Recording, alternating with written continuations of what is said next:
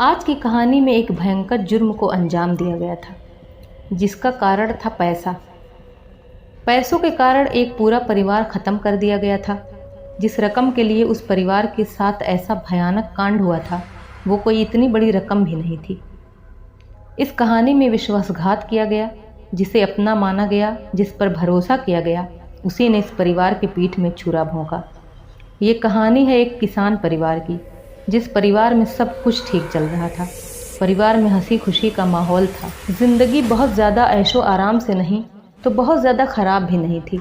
लेकिन एक रात उस परिवार में कुछ ऐसा हुआ जिसने उस पूरे गांव तो क्या, पूरे इलाके को हिला कर रख दिया। इस कांड के बाद कई नेताओं ने इस परिवार की आर्थिक मदद करने की पेशकश की थी। तो कहानी को पूरा जानने के लिए वीडियो में एंड तक बने रहें, और अगर चैनल पर नए हैं तो चैनल को सब्सक्राइब करना ना भूलें। इलाहाबाद के नवाबगंज में एक इलाका है जूड़ापुर। उसी जूड़ापुर में मक्खन लाल अपनी पत्नी मीरा देवी और 2 बेटियों वंदना और निशा और बेटे रंजीत के साथ रहता था और एक किराने की दुकान चलाता था। मक्खन लाल का घर सहापुर गांव में सड़क से सटा हुआ था और उसने घर में ही किराने की दुकान खोल रखी थी। मक्खन लाल की कुल 3 बेटियां और एक बेटा था।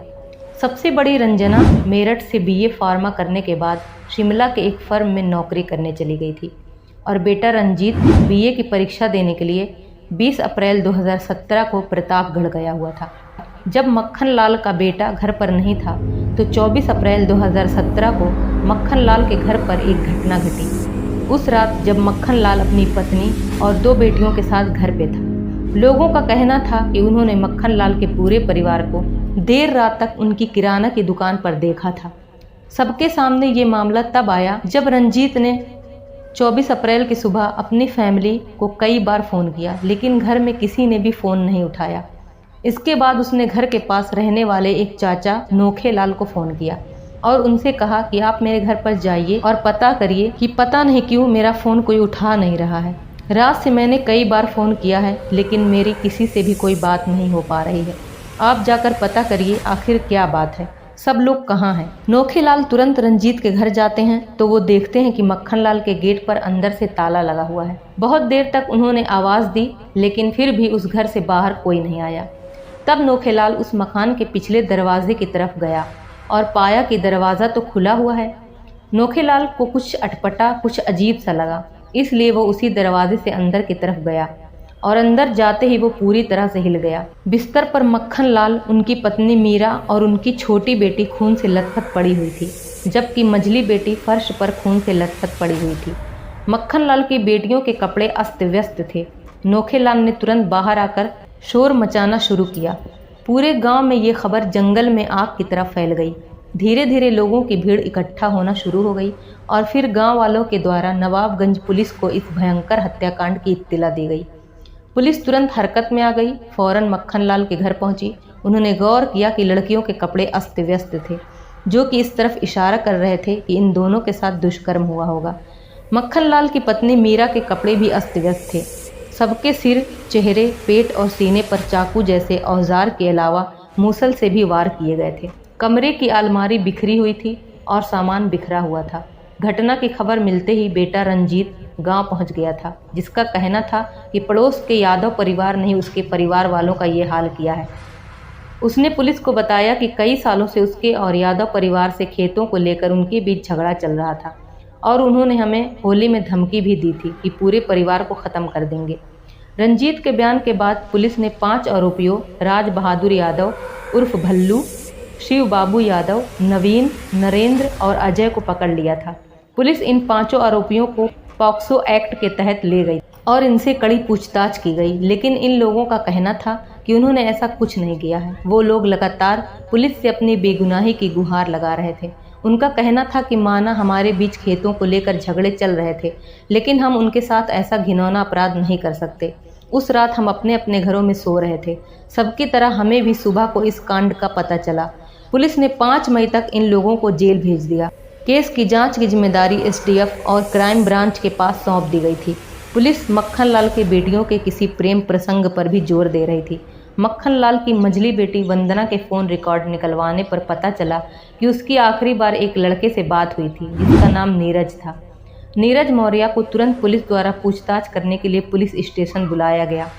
उसने बताया कि वो और मक्खनलाल की मझली बेटी दोनों बहुत अच्छे दोस्त हैं। वो लड़का नीरज बीएससी का छात्र था और वंदना एमए की छात्र थी। वो दोनों पचदेवरा के इंटर कॉलेज में 8वीं के बच्चों को पढ़ाने साथ जाया करते थे। नीरज ने पुलिस को बताया कि उस रात मैंने वंदना से ये पूछने के लिए फ़ोन किया था कि कल वो कितने बजे कॉलेज चलेगी। जब उसका भाई रंजीत यहाँ था, जो मेरा बहुत अच्छा दोस्त है, तब रंजीत ही वंदना को कॉलेज ले जाया करता था। जब वो जाने लगा तब उसने मुझसे वंदना को कॉलेज ले जाने को कहा था, इसलिए वंदना मेरे साथ ही जाती थी। इतना कहकर वो चला गया। अगले दिन पोस्टमार्टम के बाद चारों लाशों को घर या घाट ले जाने को लेकर पुलिस और मृतकों के जानने वालों के बीच 4 घंटे तक झड़प हुई थी और इसके अलावा इन लोगों ने नौकरी, सिक्योरिटी, लाइसेंसी हथियार की मांग भी रख दी थी।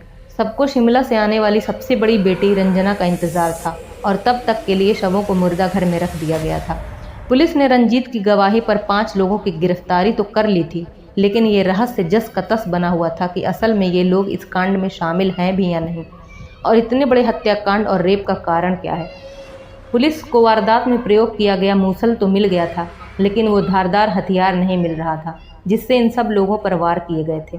इसके अलावा पुलिस को इन संदिग्धों के पास ऐसे कोई भी कपड़े नहीं मिले थे जिस पे किसी तरह के खून के धब्बे हों, जो इस बात की पुष्टि करें कि इस वारदात में ये लोग शामिल थे। हालांकि ये 5 पुलिस की हिरासत में थे, मगर पुलिस के लिए ये अभी भी साबित करना मुश्किल हो रहा था कि ये लोग इस कांड में शामिल हैं या नहीं। एक तरफ तो ये लोग साफ साफ मना कर रहे थे कि इनका इस वारदात से कोई लेना देना नहीं, और दूसरी तरफ पुलिस भी ये पता लगाने में पूरी तरह से असमर्थ थी कि इन लोगों के तार कहीं न कहीं इस केस से जुड़े हुए हैं। जैसे जैसे समय बीतता जा रहा था, वैसे वैसे इस केस का राजनीतिकरण भी होता जा रहा था। गांव में नेताओं के दौरे भी शुरू हो चुके थे। उत्तर प्रदेश के मुख्यमंत्री आदित्यनाथ और पूर्व गृह मंत्री राजनाथ सिंह ने भी इस केस की प्रोग्रेस रिपोर्ट पुलिस से मांगी थी। चिकित्सा एवं स्वास्थ्य मंत्री सिद्धार्थनाथ सिंह खुद मक्खनलाल की बड़ी बेटी रंजना से मिलने उसके गांव पहुंचे थे और रंजीत एवं रंजना को 8 लाख रुपए देने का वादा भी किया था। उन्होंने रंजना की बी फार्मा की योग्यता को देखते हुए संबंधित नौकरी देने की पेशकश भी की थी। घटना के तीसरे दिन पूर्व मुख्यमंत्री अखिलेश यादव भी पीड़ितों से मिलने पहुंचे थे। दूसरी तरफ 5 आरोपियों के परिवार वालों ने चिकित्सा एवं स्वास्थ्य मंत्री सिद्धार्थनाथ सिंह की गाड़ी को रोककर गुहार लगाई थी कि उनके लोगों को बेवजह ही फंसाया जा रहा है, उनका इस कांड में कोई हाथ नहीं है। पुलिस की नाकामी को देखते हुए रंजना और रंजीत ने मांग की थी कि इस केस को सीबीआई को सौंपा जाए, और इसके अलावा उन्होंने ये भी मांग रखी थी कि इस गांव में उनकी जान को खतरा है, इसलिए उन्हें शहर में मकान मुहैया कराया जाए और 50-50 लाख की मदद भी की जाए। अब पुलिस के ऊपर दबाव बढ़ता ही जा रहा था। खबरियों को अलर्ट किया गया। मक्खनलाल के घर की फिर से जांच की गई। एक एक चीज़ को बारीकी से जांचा गया तो मक्खनलाल के घर के बाहर दरवाजे के पास कोने में एक पेट्रोल का कैन मिला जिसमें थोड़ा पेट्रोल था। पुलिस ये अनुमान लगा रही थी कि हो सकता है कि जिसने भी इस वारदात को अंजाम दिया है उनका मकसद मर्डर और रेप के बाद मक्खनलाल के घर को पेट्रोल से जलाना रहा होगा, लेकिन किसी कारणवश वे लोग ऐसा कर नहीं पाए होंगे। पोस्टमार्टम की रिपोर्ट के अनुसार इस बात की पुष्टि हो गई थी कि मक्खनलाल की पत्नी और उनकी बेटियों के शवों के साथ गैंगरेप भी हुआ था। इस इलाके में पूछताछ करने पर पता चला कि मक्खनलाल अपने किराने की दुकान पर चोरी चुप्पे पेट्रोल भी बेचता था। जब मक्खनलाल के बेटे रंजीत से इस बारे में पूछा गया, उसने भी यह बात स्वीकारा था, लेकिन उसका कहना था कि उसके पिता पेट्रोल हमेशा दुकान में रखते थे। वो पेट्रोल से भरा कैन कैसे दरवाजे पर छूट गया ये हमें नहीं पता। इलाके के छोटे बड़े सभी हिस्ट्री शीटर्स को उठाया गया और उनसे कड़ाई से पूछताछ की गई, पर पुलिस के हाथ कुछ नहीं लगा। पुलिस की छानबीन में पता चला कि कत्ल के कुछ ही दिन पहले मक्खनलाल की मझली बेटी वंदना ने अपना सिम कार्ड बदला था। वंदना के पिछले सिम कार्ड की कॉल डिटेल निकलवाई गई। पुलिस को कई सवाल खटक रहे थे, जैसे कि वो पेट्रोल का कैन दुकान से घर कैसे आया, वंदना ने अपना सिम कार्ड क्यों चेंज किया था। पर रंजीत उस बारे में पुलिस को कुछ सुराग नहीं दे पाया। पुलिस ने रंजीत से फिर पूछा कि तुम्हारे घर इतनी रात को पेट्रोल लेने कौन आया होगा, लेकिन रंजीत पुलिस को कुछ नहीं बता पाया। वंदना की कॉल डिटेल आ गई थी जिसमें पता चला कि एक नंबर है जिससे वंदना लगातार बात किया करती थी। बहुत ज़्यादा बातें होती थीं वंदना की उस नंबर से। पुलिस उस नंबर का पता लगाने में जुट गई कि आखिर वो नंबर किसका है। अब तक इस केस को 3 महीने गुजर चुके थे। तब पुलिस के सामने एक बड़ी बात का खुलासा हुआ, जिसमें पता चला कि वंदना अपने घर के पास की एक कंपनी BLR में एजेंट के तौर पर काम किया करती थी। यह कंपनी मार्केट से आधे दाम में लोगों को सामान देती थी। इसके लिए नीरज ने भी अपने कुछ 6 रिश्तेदारों से रुपये इकट्ठा करके 7,500 रुपये वंदना के पास जमा करवाए थे। नीरज वंदना के प्यार में पागल था, लेकिन यह बात उसने किसी के सामने जाहिर नहीं की थी। वो वंदना पे बहुत भरोसा करता था, लेकिन कुछ समय पहले नीरज को लगा कि वंदना उससे कतराती है। धीरे धीरे उसका गुस्सा वंदना के प्रति बढ़ता गया और फिर वो वंदना से अपने पैसे वापस मांगने लगा। लेकिन जिस कंपनी में वंदना काम करती थी वो कंपनी बंद हो गई थी, बल्कि वंदना के भी कितने रुपए डूब चुके थे। जब नीरज वंदना से पैसे मांगने लगा तब वंदना ने उसे खूब खरी खोटी सुनाई थी और उसने गुस्से में यह तक कह दिया था कि वो पैसे नहीं देगी, जो करना है कर लो। ये सब बातें खुद नीरज ने पुलिस को अपने बयान में बताई थी। दिन पे दिन नीरज के अंदर का गुस्सा बढ़ता ही जा रहा था और फिर उसने वंदना को सबक सिखाने की ठान ली। वो अंदर ही अंदर गुस्से से बौखला रहा था, मगर फिर भी वो वंदना के टच में रहता था। उसके सामने वो पहले की तरह ही उसका दोस्त बनकर रहता था। उसके साथ कॉलेज जाता, उसके घर आता, उसे दोस्तों की तरह ट्रीट करता था, पढ़ाई को लेकर उसके साथ डिस्कस करता। उन दोनों के बीच अभी भी सब कुछ पहले की तरह ही था। 21 अप्रैल 2017 को वंदना ने नीरज को बताया कि उसका भाई रंजीत एग्ज़ाम देने प्रतापगढ़ गया हुआ है और 24 को उसे खुद एग्ज़ाम देने लाल गोपालगंज जाना है। तो उसने नीरज से कहा कि तुम मुझे अपनी बाइक से छोड़ देना। नीरज को यह मौका सबसे सही लगा जब वो वंदना और उसके परिवार पर हमला कर सकता था और 21 अप्रैल को ही उसने सारी योजना बनानी शुरू कर दी थी। उसने अपने बाकी 3 साथियों से बात की और उन्हें भी इस प्लान में शामिल कर लिया। 23 अप्रैल की रात को नीरज ने 2 चाकू लेकर मोहित पाल की बहन की शादी में शामिल हुआ और वहीं प्रदीप और सत्येंद्र भी मिले। रात में बारातियों और मेहमानों को भोजन कराने के बाद शादी से नीरज, मोहित, कुलदीप और सत्येंद्र 2 किलोमीटर दूर सहापुर गांव 2 बाइक पर पहुंचे। वहां उन्होंने शराब पी। इसके बाद वहां से निकलकर मक्खन लाल के घर से करीब 300 मीटर पहले इन्होंने एक स्कूल में अपनी बाइक खड़ी कर दी। फिर रात 11:50 पर वंदना के घर पहुंचकर उसको फ़ोन करके वंदना से बोला कि उसे पेट्रोल चाहिए। दरवाज़ा खुलते ही इन्होंने वंदना का मुंह दबाकर अंदर खींच लिया और मोहित बाहर ही खड़ा रहा। वंदना आक्रामक हो चुकी थी, जिसको देखते हुए घर पर रखे हुए मूसल से नीरज ने वंदना पर कई वार कर दिए, जिससे उसकी मौत हो गई। और उसके बाद इन सब ने अंदर सोए हुए मक्खन लाल, पत्नी और छोटी बेटी को गला काटकर मार डाला। ये सब इतने हैवान हो चुके थे कि इन्होंने वंदना और निशा की लाशों के साथ दुष्कर्म किया। मोहित ने इन सब को रोकना चाहा, मगर इनके ऊपर वहशियत सवार थी।